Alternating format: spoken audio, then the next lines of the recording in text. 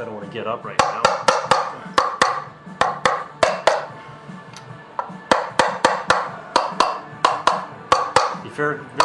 When you do this front cover gas seal, put it flat on the ground, or if you want to remove it, maybe drill some holes first so it weakens it up, and then get a screwdriver under here and just slowly pry it out. You don't want to crack these. I see these guys pound the shit out of this, and it really pisses me off when they're looking for front covers. Put all the bolts in. We'll do this really quick here. And since you use that Permatex RTV, you should see a small bead around the edge of the gasket come out.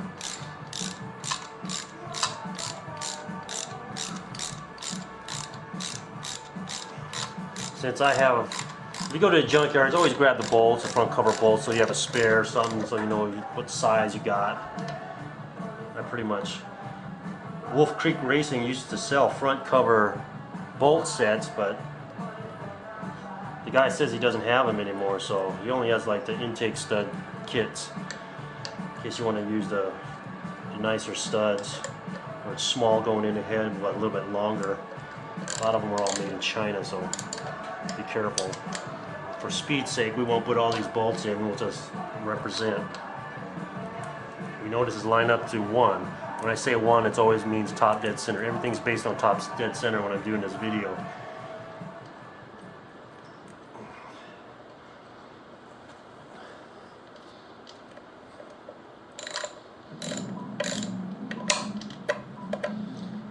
Should use a speed handle for this show, but I want to keep this video as short as possible.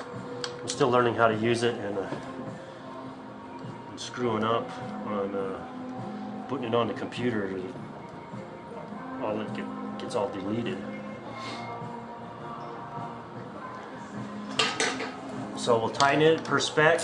Doesn't take much. You don't want to crack these front covers, and always when you're screwing into aluminum, don't squeeze the shit out of it.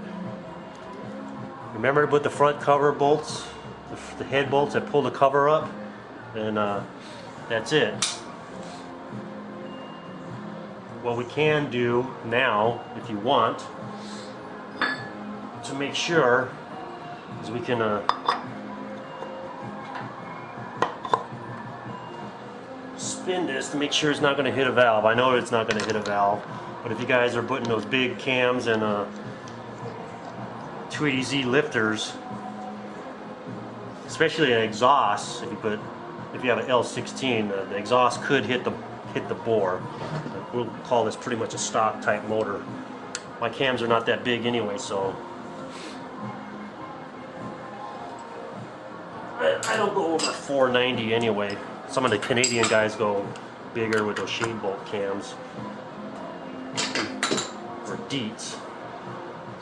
When this goes down, it turns around, so don't panic if those bright links don't show back up. Everything it's just for the initial setup to make it idiot proof that you got it lined up. So what I'll do is I'll turn this, make sure nothing hits.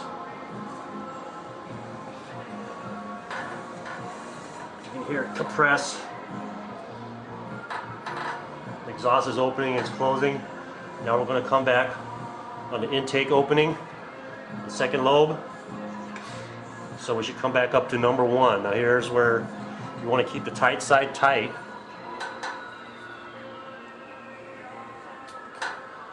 Intake lobes opening, that will be this one right here.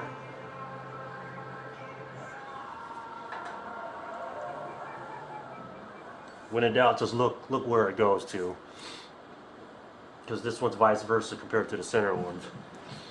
So we'll come up on 0. Lobe starting to close. Come up to number 1. Now we'll look at our V-notch. Mine's slightly to the right of the dash, but still on the dash. So I call that a good setup. Unlike those photos. Or well, since I'm on number 2, maybe that's why it's just. The V's here. My V is like this, and my dash, this is my dash, and my V's right like that, and I call that good. If the V was over here, it's advanced. If the V's over here and here's the dash plate, we're probably off a tooth when you went to put the slack side guide tensioner on. It was a little bit too loose and it popped, that link popped up and got slack on the tight side. So that's pretty much it. My V-notch on my cam sprocket. Here's the dash. The V-notch should line up like that, probably on 0, maybe on 2 it's probably a little bit more. As long as it's on that dash, you're probably good to go. If your V-notch is slightly here, you probably maybe have a shaved head, a used chain. That's about it. But if you're farther off that, you're probably off a link. So that is now, that's a timed motor. So what we will do now is put the oil pump in.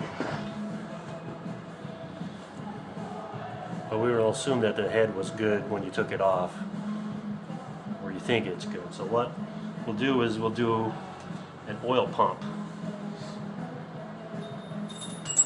Oh, I hate that. This is your standard pump. If you want to go to a 280ZX turbo pump, make sure the part number is different. A lot of these aftermarket companies will sell us a stock pump. But then again, a stock pump was good up to the 6 cylinders, up to the 280Z. So what I'll do here, I'll do this dry a couple times just so you guys know what you guys are doing.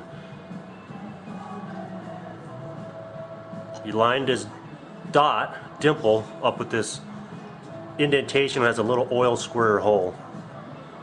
That's all you do is you line that up. This big bolt goes towards the back.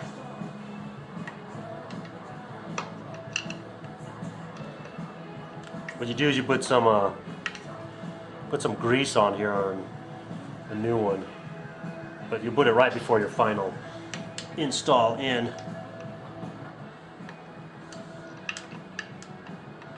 Get that in there. I guess I won't be a porn star. It's taking me a while on this one. Get that in there. Hey, that is off. It's not in 11. It's not in 11/28 position. Something happened here. So I'll take that back out.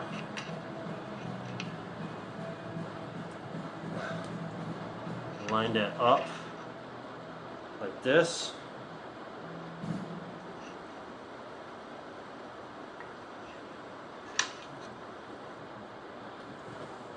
Hey, that's an 11/28 position.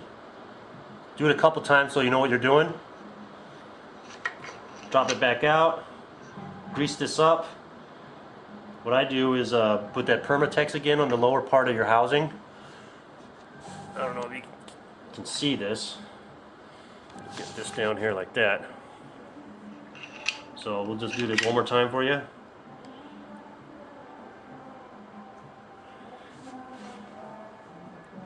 The dot and that indentation squirter hole lines up together.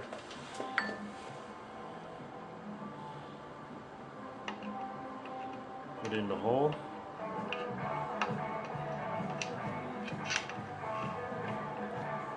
I'll do this one more time so I make sure I got it right.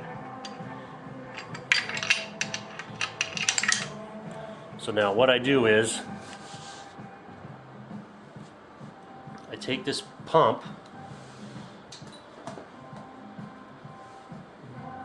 and I'll fill it up with oil in here or here, and then I'll turn this gear so the oil comes up even. What we do here is to have oil in the gear so when you initially start up you're not sucking up air. I've seen this happen 2 to 3 times on brand new motors, and people say, hey, I got no oil pressure, and there's all, when it finally does, if it does suck up, it's all full of aluminum from the pistons. So I put Permatex on there, I put the gasket, I put a little Permatex around here, and I install the pump.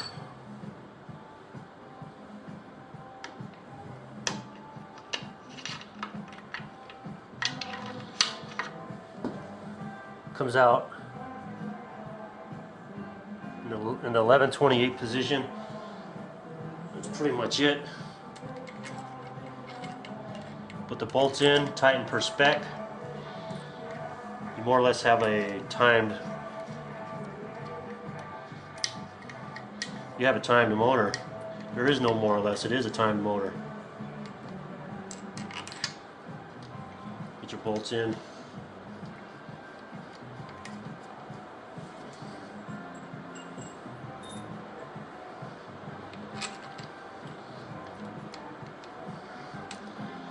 What I try to do is I clean up the bolts and that cam dip so it looks halfway nice.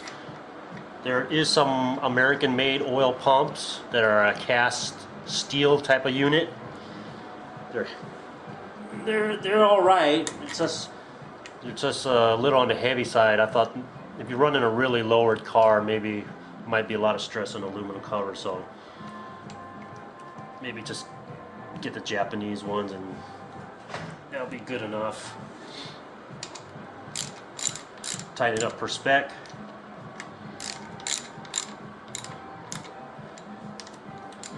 I was going to say something else and I forgot.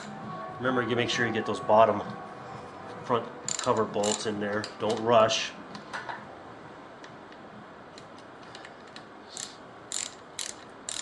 And make sure it has oil in there.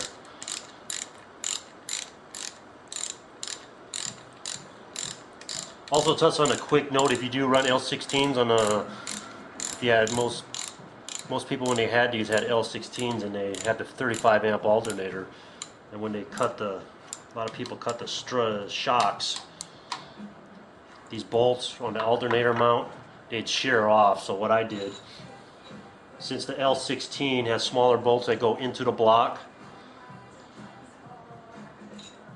I get this hogged. I take it to a machine shop so they can get a nice straight angle.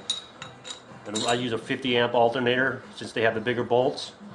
And I use a 3/8 bolt and with a plastic locking nut in the back, and that's pretty much it on that. Some people grab the L18 mounts or the L20 mounts and they have the big holes that go in the block. So if you want to make that work, you probably have to get a copper pipe, cut it open, slice it, and you can probably use that as a filler. Probably also, if you still run the small, they're usually a 12 millimeter head. It's probably, I don't know if they want the exact size, 6 millimeter, the true bore sizes. But if you run a 50, you probably have to sleeve the alternator too. But since I machine it out to 3/8, the thing ain't gonna bust. Also, when the alternator bolts, I have these. I use stainless bolts in here. Always use anti-seize on these cover bolts, especially around here, this water passage area. Sometimes they do have a tendency to break. So I always use, where is it? Yeah.